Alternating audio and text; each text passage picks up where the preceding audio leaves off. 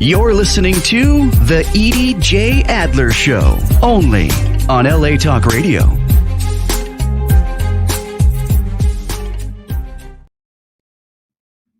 Shalom, amigos. Thank you for tuning in to the Edie J. Adler Show. I am Edie J. Adler. And as I say every week, this show is dedicated to everyone. Every topic is allowed, as long as we don't start name calling or insulting each other. Because if that happens, I will hang up on you or I will block you. That said, I got a level with you. And I'm going to read this because I want to make sure that I get my message across. Today is a tough day for me. It's the yorkshire of my father, the anniversary of his transition, his trip to heaven. I had planned on dedicating the show to him, but instead, I'm going to do what my beloved Papito, my daddy, would want me to do, and dedicate it to the 6 murdered civilian Jews in Israel. I will read their names in a moment. I am devastated, heartbroken, and very angry. I am sad and disappointed in my fellow Americans, and more than a few of my Jewish brothers and sisters who continue to vote for the party taking us to the edge of madness, from violence in our streets and schools to enabling terrorists who kidnap, torture, and murder innocent men, women, children, and seniors. Israel must agree to a ceasefire and compromise, they say. Doing that would only mean the total destruction of Israel. At least the Nazis tried to hide their atrocities from the world. But the Islamic terrorists brag about it. They take videos and share them for everyone to see. From the river to the sea, they chant. What is going to take for the world to wake up?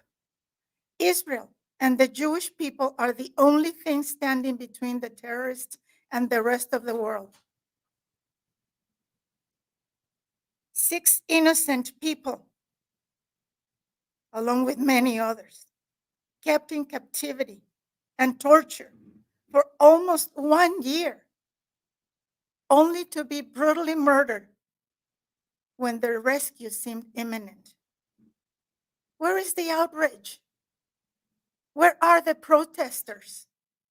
I am angry, frustrated, and disappointed. But above all, I am deeply sad. I don't have my father's physical presence to comfort me and grieve with me over the murder of those beautiful souls. So today, I humbly dedicate this show to them and their forever injured families and loved ones.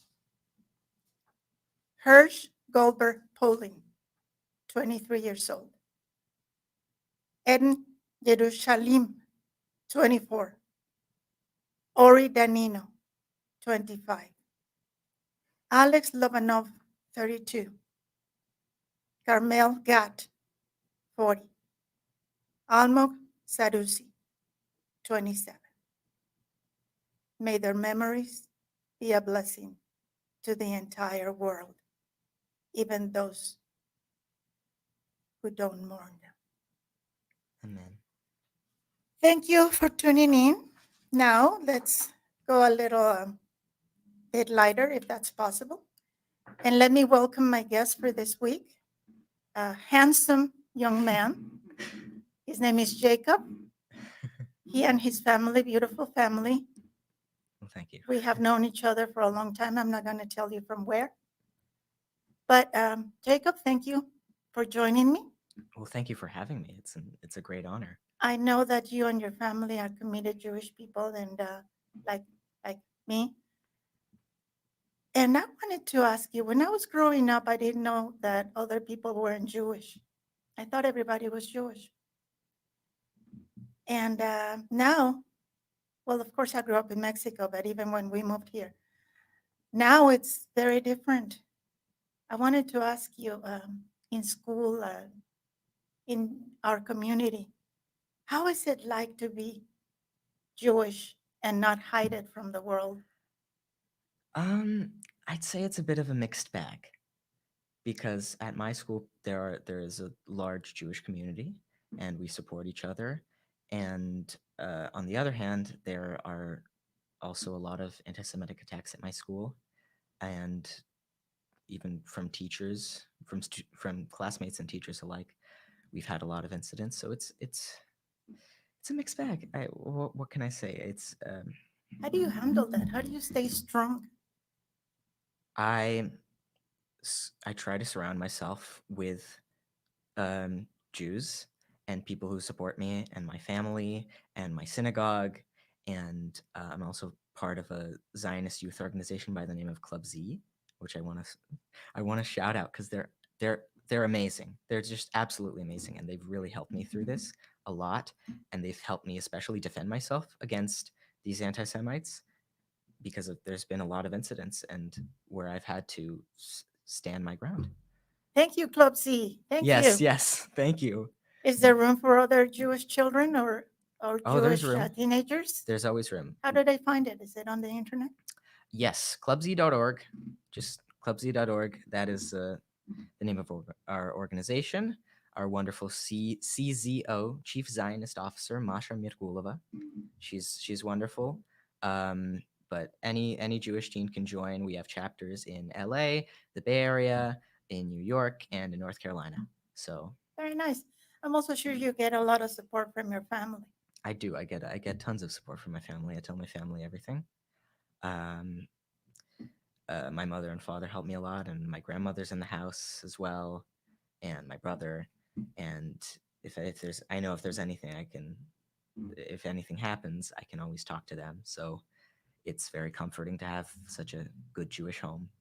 That's nice. I was close to my grandmother too. She Mm. taught me a lot. And she had a saying that I never understood until recently. Whenever somebody complained about anything, any complaint, whether it was a huge complaint or a small complaint, somebody lost their job or somebody had a bad day or you broke your nail, she always said, you know what? We lost more during the war. Yep, that's absolutely true. Yeah. Especially with people who escaped communism in Soviet Union, in Cuba, in a lot of places. And you can't really have a bad day when your parents have and grandparents have gone through so much more than you could ever imagine. Yeah. You can't really have a bad day. Well, you can still have a bad day, but it kind of puts everything into perspective. Yes, exactly. And then it also helps to be surrounded by people who support you and love you and teach you to be grateful. Yes, of course. That's Yeah, gratitude is the key to wisdom and happiness, as a certain person we know says a that's lot. right. That's right. And besides the challenges you face being Jewish in your school, being conservative, what other challenges you have to deal with almost on a daily basis? It's it's kind of worse than being Jewish because if you're Jewish, they kind of respect you. Some people, they'll go, "Oh, it's a religion. You're a minority. Oh, we respect you." All that. But when it comes to being conservative, I don't usually mention it to people unless I know they are too, because I'm worried about people's reactions to me saying I'm conservative. Uh, there's not a lot of conservatives at my school.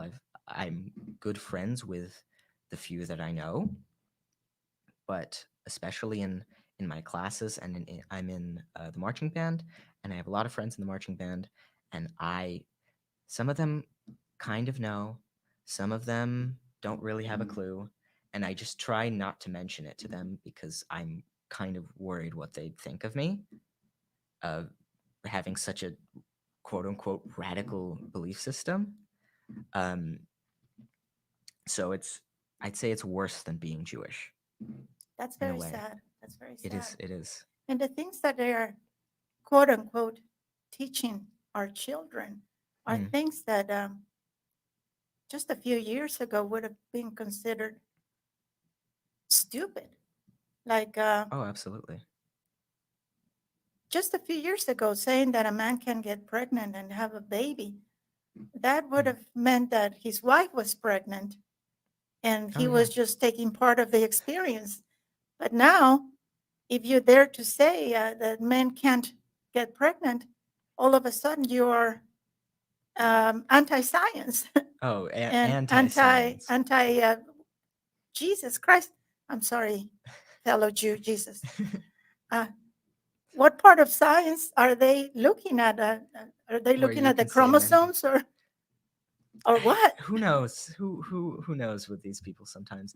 I had a last year or last semester, I was forced to take a health class. Every student needs to take one semester of health because you'd think you need to learn about nutrition, you need to learn about drugs, don't do drugs, um, Exercise? exercising, all that. Um, my teacher was a little bit off a rocker with some of the topics. Insanely woke. Really? I have photos of the classroom. Giant pride flags everywhere. Posters on where students can get free condoms, which she provides free condoms as well. Um, our school has a Planned Parenthood where you can get a free abortion. Um, there's a lot of other Do you posters. have to notify the parents before Nope, the girl does that? mm-mm. Not as far as I know. No, it's if I remember her saying it correctly, she was advertising it in the school, and she goes, or in our classroom, and she goes, you can get free confidential abortions without your parents knowing. That's disgusting. It's horrifying, What does that really, have to do with health? because abortion is healthcare supposedly. That's what she says. Well, it's kind of a shame that her mother didn't think that way. Oh, she talks about her family a lot. Her family, her parents are Catholic. She is an avid atheist. Um, she's she's married to a man, surprisingly, um, and A man who she identifies as a man or a woman. apparently identifies as a man. It's Wow. very strange. I was surprised. Wow. Um, and she always talks about her parents and how her parents are crazy and like, oh, my Catholic mother, I was raised Catholic. I don't believe in God, but I don't believe in God. I don't believe in God. That's stupid. Wow. She shouldn't be talking about this in the classroom. I thought Mm. that the whole thing was not to bring religion into the classroom. My friend once, this is actually really, it's completely absurd, but it's a true story and it's kind of funny. She was in her class, she was in a different period, and she sneezes. The teacher sneezes and she goes, "Bless you." And the teacher goes, "Don't say those kind of words in my class." What? She says, she says salud because she doesn't like to say bless you because it mentions God, and she doesn't like to say Gesundheit because it's God bless you in German, I believe. Wow. So And she says, we are the radicals. yeah, we're completely crazy. Wow. You know, I have nothing against gay people. Oh, me neither. Of course. Some of my dearest friends are gay, Hmm. but I don't see how a pride flag has anything to do with health. Mm. To put it in the classroom where they're supposedly teaching you about health. And another thing, if the argument for a very long time with gay people was we were born this way. Right. We can't change the fact that we're gay. Which, okay. So then why are you proud of something you can't necessarily change? Exactly. Exactly.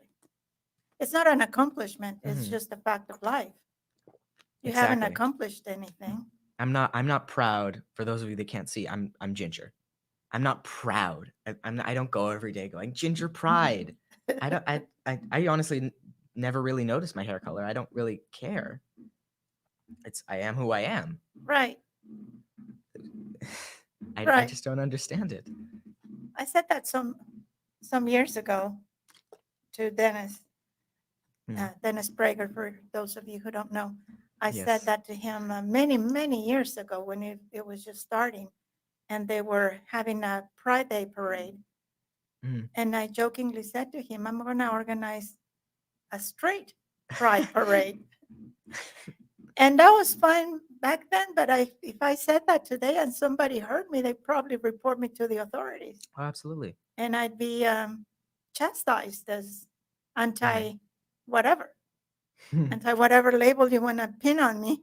Exactly. What else is going on in your classrooms?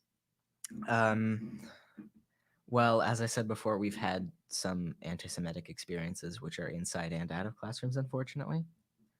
Um, I've had experiences myself. There was with classmates. I had an argument with a student who goes genuinely. He goes, aren't you super rich? Don't you have all the money? Don't you control the world?" And I'm looking at him completely baffled. And this kid is the definition of like the red pilled kind of guy. He's like uh he thinks he's kind of like he thinks he's conservative, and then he has these like completely radical beliefs sometimes that like even conservatives would say, "Whoa, that's a little strange." And he genuinely had this argument with me. He goes, "Don't you control don't you have all the money? Don't you own everything?" And I had to argue with him, and I'm like, "No, I'm not particularly rich. I'm not poor. I'm somewhat a little wealthier than middle class. I'm somewhat well off, but I'm not rich." And then he's like he doesn't believe me. He's like, it's crazy to him. And then he goes, "Oh, so where does your dad work?" That was his question. And I go, "Oh, my dad owns a business." Apparently his immediate thought was like, my father owns a multi-billion-dollar company or something. My father owns a small fabric business. He manufactures fabric and clothing. It's not a multi-million-dollar business. And that's where he ended he goes, "Oh, your father owns a business. Of course you're Aye, rich." yeah, yeah. I like it when people tell me that Jews control Hollywood, Mm. and I think I must be doing something wrong because I'm not a famous actress. I wonder if they know I'm Jewish. It's hilarious. And as well as all of the incredibly famous actors and actresses that are very, very anti-Israel and pro-Palestinian and Right, anti-Semitic. And I go, "Oh, really? We control Hollywood?" right. Yeah, It's a little funny. yeah. I lost a very dear person to me I'm sorry. about a year ago because he happens to be gay. And one day over dinner, he just looked at me and said, "You know, I love you, but I do not support Israel." Hmm. And that was the last time he ever said anything to me. Really? Really. Wow. He never spoke to me again. And it really broke my heart because I'm thinking, well, how could you say that? You love me, but you support people who want to murder me and everybody else who's Jewish. And not only that, but try walking with your partner in Gaza and see how far you go. Hmm. Yeah, I saw a very. It's a little dark, but I saw a skit from the Babylon Bee. Yeah, If you all know what the Babylon Bee is, they're it's doing hilarious. They're they're doing some hilarious. great work. Yeah. And they're doing this like mock interview with a member of Hamas, Oh, I and think I saw that. this liberal is interviewing him, and he goes, "So, what are your goals for after you free Palestine?" And he goes, "We want it will be simple. Our goal is to kill the Jews." And he goes, "Well, I'm sure, surely that's not your real goal. I'm sure you want Palestinian freedom and you want the safety of your people against the Zionist entity." And then he goes, "No, basically, we want to kill Jews." And he goes, "Anything else?" And he goes, "Oh, yes, we also want to uplift the LGBTQ community." And the interview goes, "Wow, interesting. That's great." And he goes, "No, no, no, let me finish," and throw them off of a roof. Yeah, I saw that. Yeah, they want to throw a roof party for Hmm. me. Yeah, it's hilarious. It's It's it's hilarious. the things you support without knowing what these people would do to you Yeah, to is paraphrase Netanyahu, Mm. Gays for Palestine is like chickens for KFC. Babies for abortion. Yeah, It's yeah, why would you support such a thing if you're the person being targeted? exactly, exactly. But let's get back to you. I don't want to talk about just negative things. What do Hmm. you do for fun? What do I do for fun? Ooh, I'm I'm very big with music. I would consider myself a musician, I guess. I'm a percussionist, and I sing. I've been singing for 8 years now in a choir and outside of choir for fun. I just always sing. Um, and I am a percussionist in our school's bands. So I play bass drum in our marching band. I'm part of the percussion section in our concert band, which is an orchestra without string instruments. And I am the aux percussionist and well, one of the aux percussionists and main male vocalist for our school's jazz band. Wow. So I do a lot of that. That takes up, well, we have marching band first semester because that is marching season, where we have a lot of our competitions and we have football games. And then we switch over to concert band and jazz band second semester. That's kind of how our schedule works. We can't really do everything all at once because it'd be Yeah. too much, especially for a band teacher. It's just too much work. But I do that takes up a lot of my time. Um, like I said, I'm also part of a choir. It's called. Can I advertise? I guess I could advertise it. Would it Yes, be you good to may. say? Go ahead. We're called Musica Children's Choir. They're really talented kids. It's a children's choir that I've been part of for 8 years now. Where can Um, we see you? you can see us. What are we doing? Well, we always have a show at the end of the semester. Well, we have one in December and we have one in May, or like May, June. Um, we also do a lot of recordings occasionally. You'll hear some of us in like you might hear a little background music in a Hallmark movie, and that might be us, Oh, wow. um, and things like that. Um, we've done we did a lot of performances with a lot of celebrities before. We did one with Kanye. We don't talk about that. um, we did one with Camila Cabello.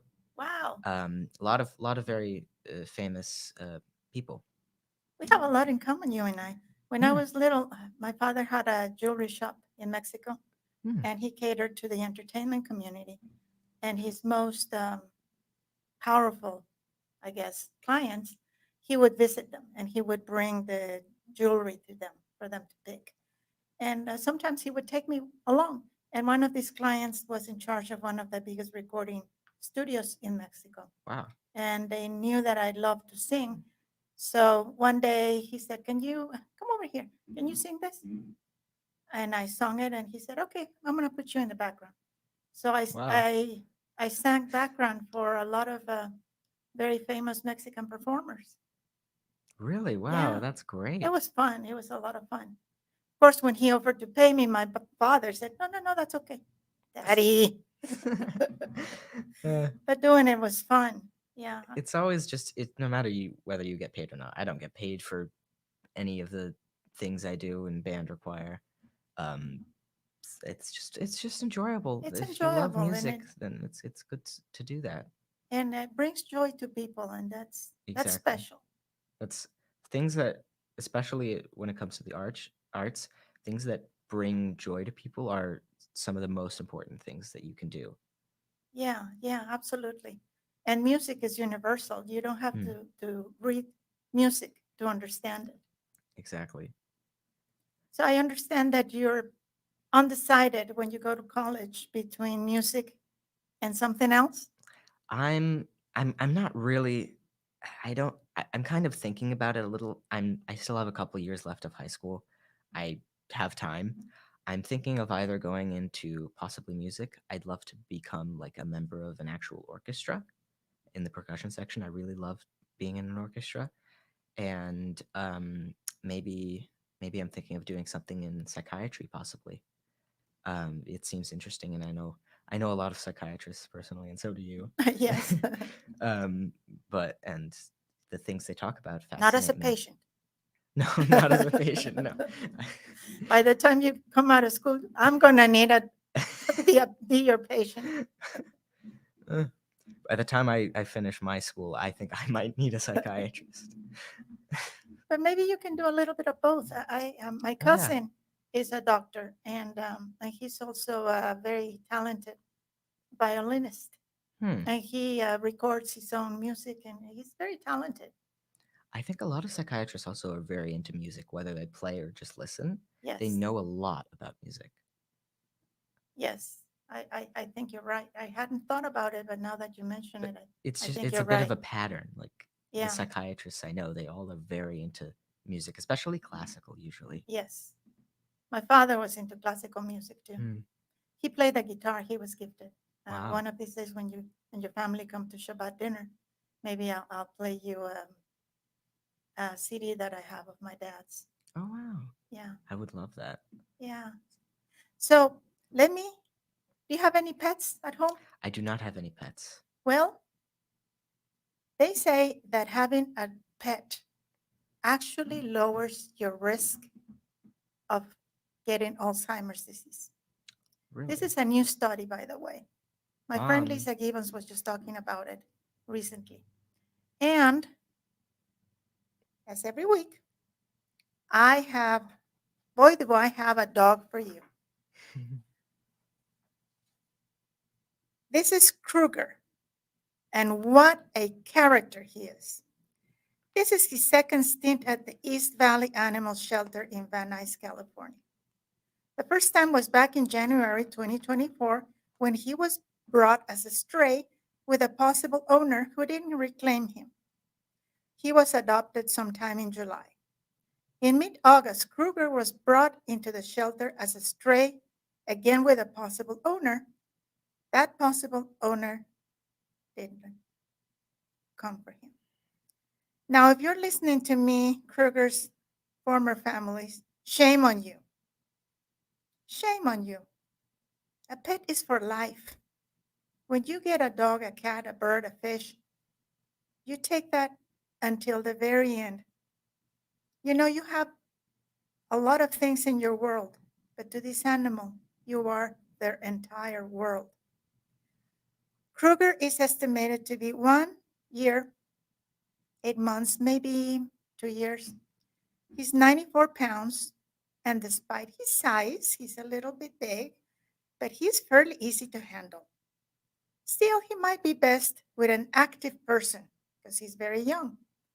With older, if they have children, maybe older, who enjoys hiking, cuddling, and time at the beach. Where there's water, Kruger will be happy, even enjoying a hose. Hose, is that how you pronounce it? Wherever Kruger goes, he'll make a splash. He'll make Kruger's next adoption his last. Please share this post, this Kruger, far and wide so that he might find his family.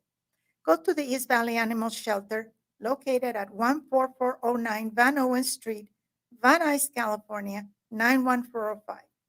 Go visit Kruger, and if Kruger is not the dog for you, I'm sure you will find another pet. But please, save a life, adopt, don't shop. So if you need some help convincing your parents to let you have a pet, I'm your person. I'm looking at my mother right now. Yeah, it's for her own benefit, you know? Yeah. They lower your blood pressure. Now they say that they even decrease your chances of getting Alzheimer's. Really? It's Wow. good to have a That's pet. an interesting It's study. very good, very, very good to have a Hmm. pet. I assume you like animals. I do like animals. I've never really had a full an official pet.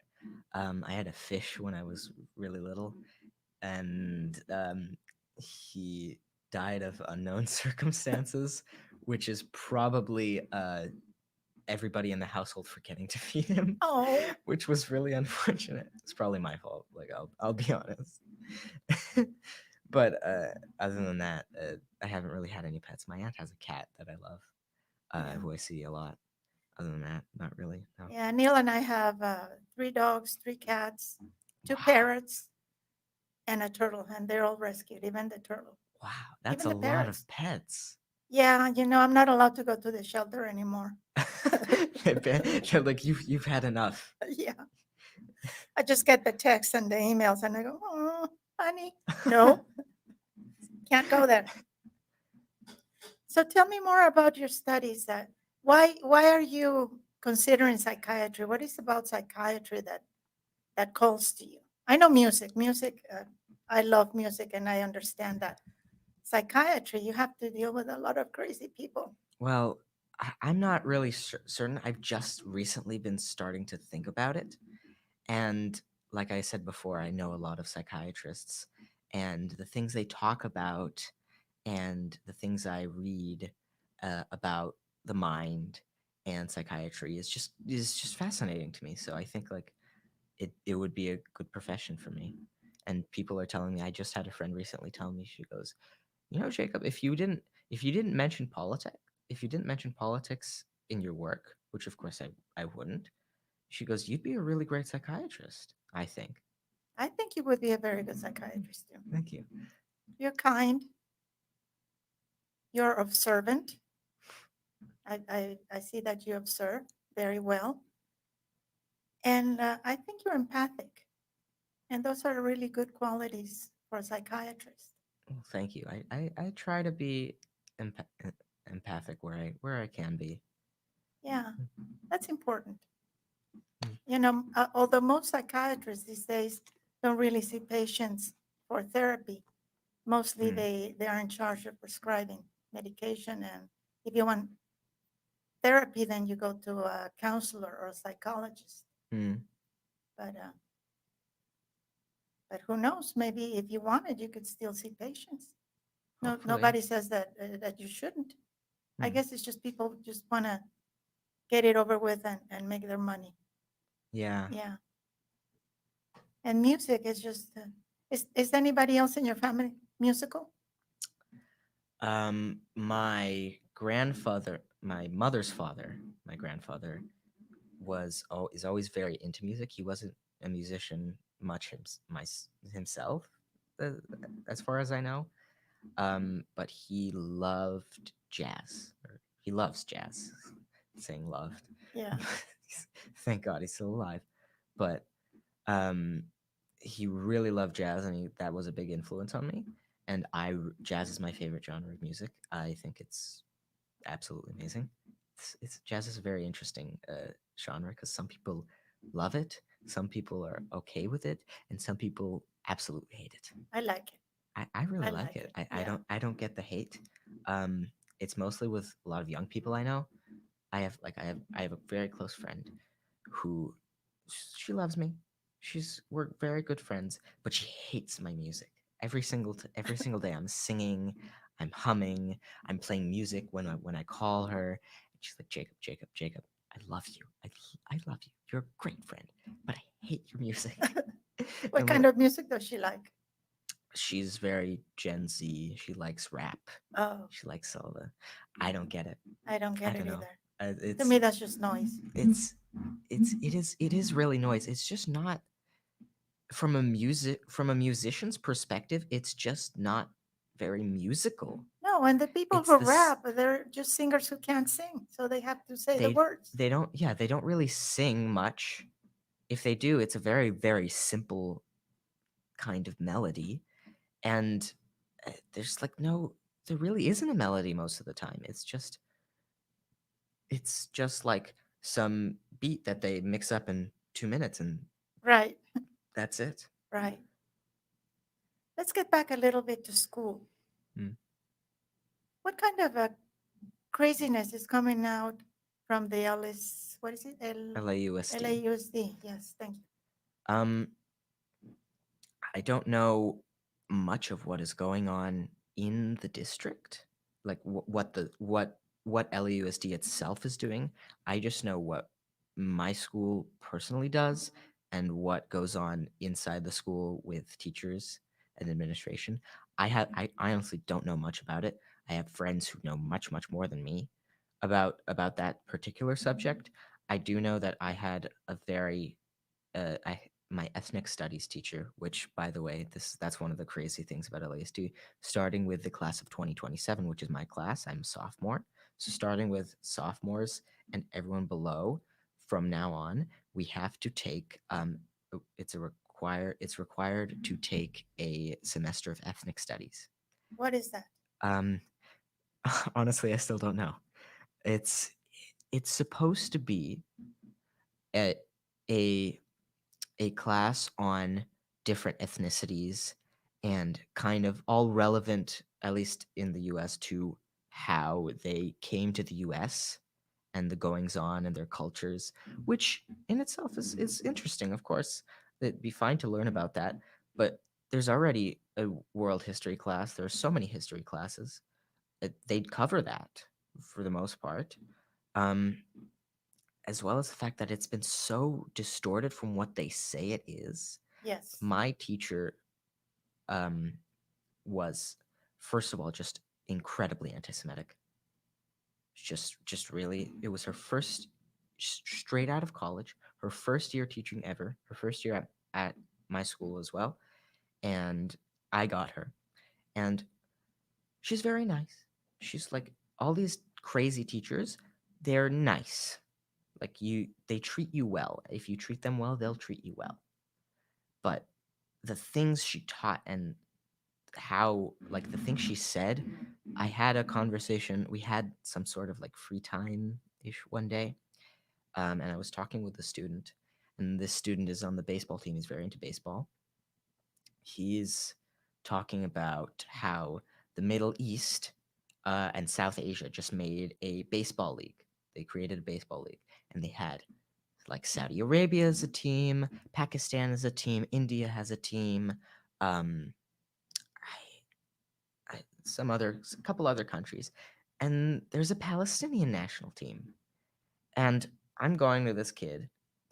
Well, oh, and every on their webpage for each of the teams, they have like a photo of their capital. And I'm curious. It's on his computer. I'm like, go look at the one that says Palestine, and it's a photo of the Dome of the Rock. It's not even any like it's not like a photo of Gaza or like uh, uh, parts of the West Bank controlled um, by the PA. It's just straight up Israel. It's or Wow. what you could say is half Israel controlled by Jordan, but it's not anything that you would really consider Palestine legally today. You know, in the 1934 Olympics, I think it was, Mhm. the quote unquote Palestinian soccer team, they were all Jewish. They had the Jewish flag Yep, and the Jewish colors, and they were called Palestinians. because after the Romans took over and invaded Israel, or Judea as it was called, they named it Palestine after the Philistines, which were an ancient tribe that really did not like us. Right. And they kind of named the area that to erase the They wanted to Jewish erase ancestry. absolutely, they So, wanted to erase Judea. exactly. So since then, I mean, people through that time in history, people called it Palestine, but it was not a there was never an indigenous peoples named Palestinians. Though No, that's not it that's, was the Jews. you're It was the absolutely correct. Judeans. You're absolutely correct. So I'm explaining that to this kid. And and then I say a little bit too loudly, Palestine is not legally a place. There is no Currently there is no piece of land that is named Palestine. So how do you have a Palestinian national team when you don't have an actual land that call by the name of that country? And my teacher overhears me, and she comes up to me and she goes, "What are you talking about?" And then we get into this whole argument about who's indigenous. This is like the age old question: who's really indigenous to the land? And I'm arguing with her, and we get to the topic of the Romans come, they rename it Palestina, and they kick the Jews out. And her argument starts going into like, well, if all the Jews were kicked out and there are other people who are there now, that doesn't give the Jews the right to kill everyone and and take it back and get expel everyone else. And I said, well, and that's kind of where the conversation ended. But I would have said, like, because she wanted to start the rest of the class and she got mad at me, and I wanted to say, like, well, it's I lost my train of thought. I'm sorry. That's okay. What was I saying? About your teacher that that Jews don't have the right to Oh, come right. So and she goes, reclaim the land.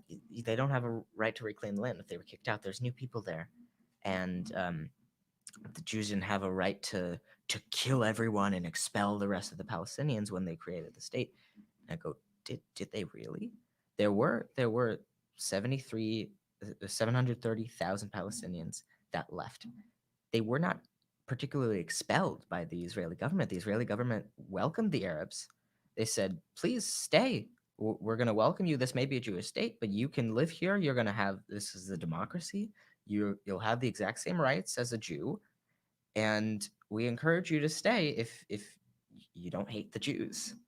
And they said, no, we hate the Jews, as well as the fact that a lot of Palestinian leaders from the surrounding states, Jordan, Egypt, Lebanon, said, Palestinians, come here. We're going to destroy the Jews and you'll come back. You'll come back. And then what happened? We kicked their tuchses. Yes. All five of them. There were five giant Arab armies. And this little country the size of New Jersey with a tiny little army defeated them. It's That's it's right. one of the every Israeli war is fascinating to me because it's just always just a complete miracle that they won this little country against these ginormous like powerhouses in the Middle East. Yep. It is a miracle. It's It is a it really miracle. shows you like we're special. And The we Jewish have people are always special. been there. The Jews never left. We've been kicked out a few times, but there have always been Jewish people there, Exactly, or not Hebrews, or Israelis, or well, not Israelis, but Hebrews, or whatever else they want to call us. exactly. We've always been there. We've always been there. Not, I mean, of course, not all of us were necessarily expelled during Right. the times of the Romans. A lot of people probably stayed, though most were expelled. Of course, we've always had a connection to the land. No other religion, well, Islam does this, but not as long as we have. No other religion has prayed for 3,000 years facing a city. That's correct. Islam does the same thing with Mecca, but they have done it for a much shorter time than we have. Ever ever since the ever since a Jew ever left Israel, they've been praying. They pray every day towards Jerusalem That's for correct. 3,000 years. You're absolutely right. Let me invite you to senior prom. I know you're a bit young for senior prom, but here we go. Come dance the night away at senior prom in support of Lisa's Care Connection on September 19th at 7 p.m. I know it's a school night, but maybe your mom will make an exception. Senior prom is where we get to bring all generations together. Whether you're a student senior or a senior citizen, senior prom is your night. Enjoy delicious hors d'oeuvres, drinks, music, and dancing. Tickets start at just $75, and if you can't make it, you can still make a tax-deductible donation and send a senior citizen to prom. For more information, call 818-847-3686, 818-847-3686, or visit lisascareconnection.org. Yeah, it would be fun. That's a great idea to have that like senior prom, except it's Yeah, and seniors and senior citizens. That's a really also cool something idea. else there that Lisa and her team are doing that's very special. They want to bring Holocaust survivors to this. Oh wow. So they're looking for people to sponsor this so they Mhm. can bring. I gave them a few names. I hope one of them works out. Wow. But they're that's- working on that to bring Holocaust survivors to this fundraiser, to this gala. It's always fascinating. Yeah. It's always fascinating to listen to Holocaust survivors, and I've listened to a couple. That's one thing my school did well.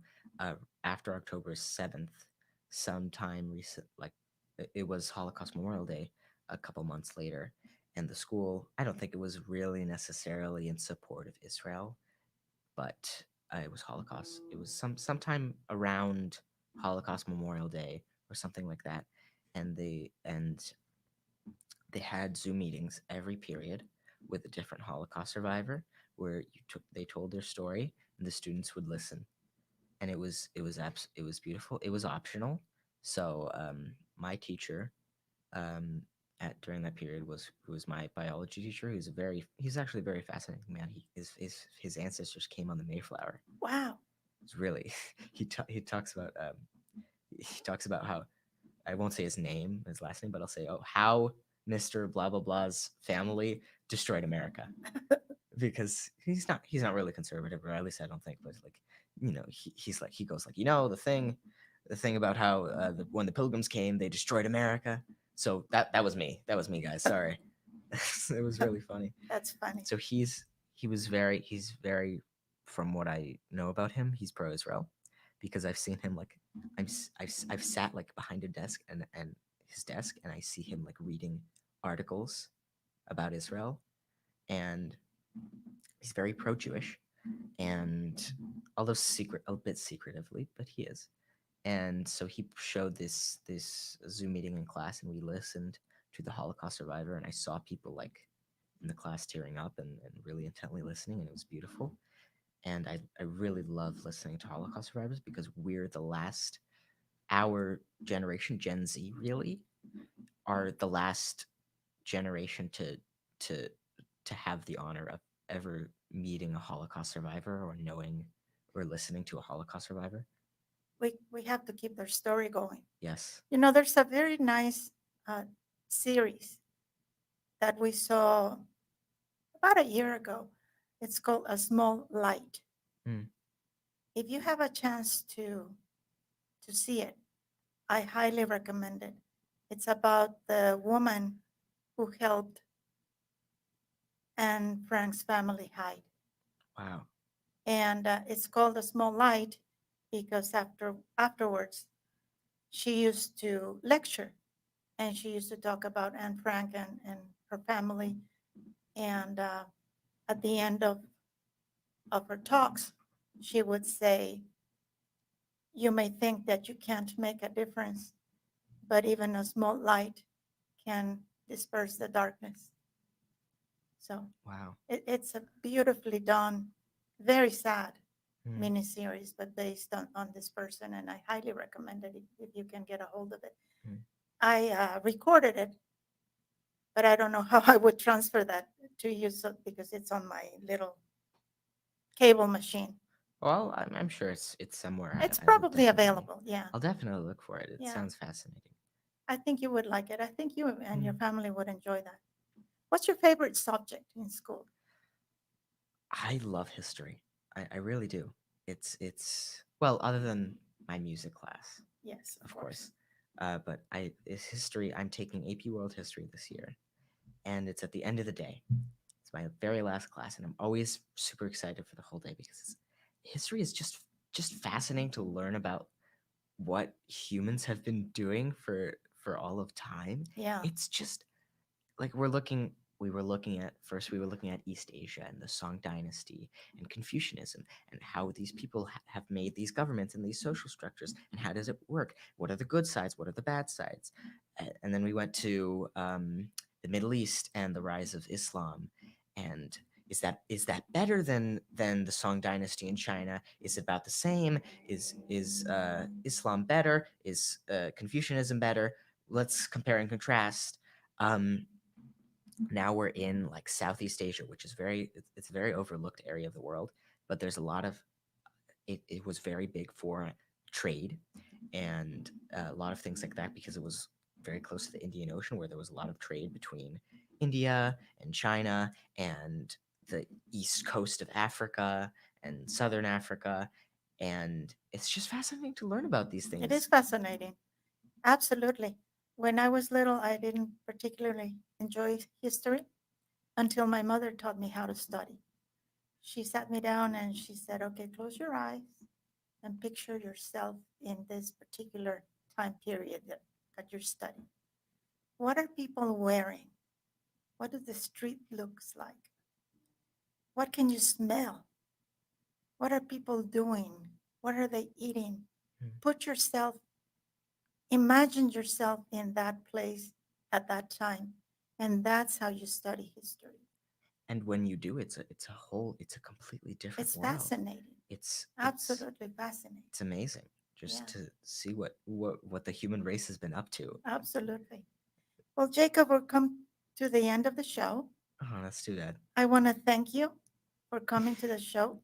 I really enjoy your conversation. You're a very Oh, I enjoyed articulate it too. young man. Thank you. And I hope to have you again sometime soon, I would love to. because I would love to continue this conversation. Well, first of all, thank you very much for having me. This is the first time I've ever been on this sort of thing before, a radio show or podcast. It's a little nerve-wracking, but it's great Well, to just have a conversation and people are listening to you. yes. I thank you so much for Thank you for letting me. coming. And thank you do to your this. parents, because I know Oh, this yes, was of your course. decision, but not without your parents' blessing. So Mm, thank you to your parents yes, for thank you, Mom and letting Dad. you come. And thank you for saying yes to coming. And hopefully we'll see you again soon. Yes. Thank you all for tuning in. Until next time, I am Edie J. Adler.